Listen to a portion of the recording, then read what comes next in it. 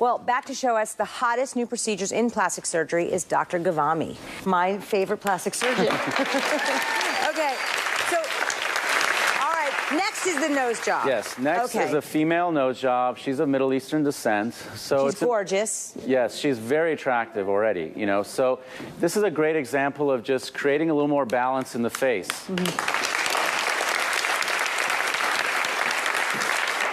Oh my gosh, you're so beautiful. Thank you. So is this something you always wanted to have done? Yeah, ever since I was a little kid, I always wanted to have it done. It looks very natural. Yes, you know, as I was talking, you know, plastic surgery does not have to be extreme.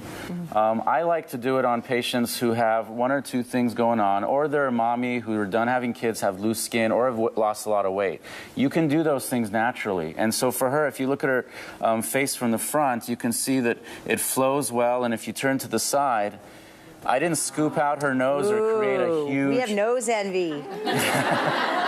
So when she smiles, if she smiles really big, the nose doesn't hook down. She has a beautiful, smooth profile line. And she can essentially, she can't now, but she can keep me a secret and say, I've never had this done. And that's fine with me. Wow. Wow. Amazing. Amazing. Thank you so much. So another trend, I guess you can call it a trend, is more and more men are becoming comfortable with going under the knife or having plastic surgery. And with men, even more so than women, especially with the face.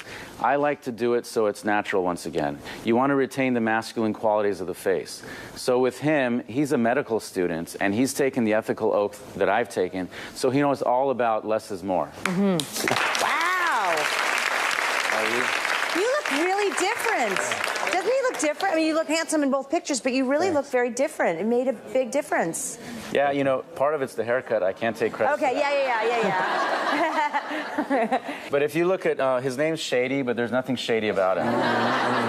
He's a very strong, brilliant medical student, actually. And, you know, if you look at his face and in his career that he's going to have, and especially being a man, if you look at his nose from the front, give us a big smile. It doesn't hook down, and it looks natural. Right. And if you turn to the side, I don't think this is necessarily subtle, but it's a big change, but it's a big natural change. If you look at his profile line, smile really, really big, and you can see what a difference that is. Turn a little bit this way. See, it brings the whole face into more of a natural harmony. He looks great. I mean, he looks great both ways. Was it painful? Not at all. Not at all. Not a bruise on my face either, which was pretty unique. Yeah. Amazing, amazing. Thank you so much. All I can say is I want your card for down the road. My pec implants were the most difficult because they had to cut you under the arm and undermine all the muscle tissue and stick like the implant in through the armpit. And truthfully, I couldn't move my arms for a couple weeks. I had to basically go through rehabilitation to move my arms. But it was worth it, you say? It was worth it. Okay, well, I want to bring in Dr. Ghavami into the conversation. As a plastic surgeon, would you ever cut off a patient who keeps coming back for more and more surgery? I do it all the time. One of our jobs as a plastic surgeon is we're physicians first. On the first day of medical school, we take an oath that we do no harm to patients. So first and foremost is the health and safety of the patient. Safety also means mental health safety. So if somebody's actively going through a divorce or they're grieving the loss of a loved one, I don't even do surgery in that time period because they're not of stable, sound in mind. And if somebody's coming back for repetitive procedures, it's a red flag to me. And I say no all the time because to me, I want my work to be natural. I want someone to be able to say, essentially keep me a secret and to not say that they had anything done. I just like to operate on patients who have a little bit wrong here or there, or they're aging, and you do one or two procedures throughout their lifetime. More. Yes. So in the case of Steve, I mean, not to put you on the spot, but is Steve someone, if he came into your office, would you turn him away possibly? I actually would, yes. And I would actually try to ask him if he is seeing a counselor or a therapist to see if there's other things that are leading to these procedures that can be dealt with the root of the problem. You know, a lot of people are getting these bargain injections. They don't know what it is. And I've seen people with horrible complications that we have to do a 2 or 3 stage operation to reconstruct and rebuild them back to normal. Wow, wow. Dr. Ghavami, do you see many patients like Melanie stories that they went to other countries to get it done cheaper? Yes, you know, this is a very important show because safety is so important, and you do not want to bargain shop for your plastic surgeon. This is your body you're talking about. It's a sacred temple. I mean, you do not want to risk it by going to someone who's not certified by the American Board of Plastic Surgery.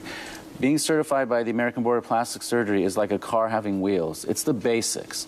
Beyond that, then you want to see how stylistic and aesthetic and how the work of that surgeon is as an artist.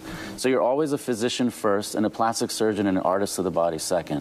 When you're going to another country like Colombia or South America, not that they may not have qualified plastic surgeons, but you don't know who's doing what on you. There's no laws, there's no regulations on it, and you have to leave that country to come back with all the possible risks, and they're germs, even just traveling back home. Yes. You know, right? I mean, I have a lot of people coming from Saudi Arabia, from outside of the country to visit me. I have, you know, princesses and foreign dignitaries, but they come and stay for about a week or two or longer until they know that they're finalized with their healing, and I have them go to recovery hotels where they have nurses. There's a right way to do things and a wrong way. You do not want to bargain shop for your body.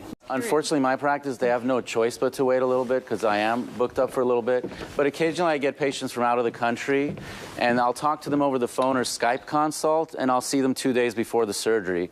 So that happens a little quicker sometimes.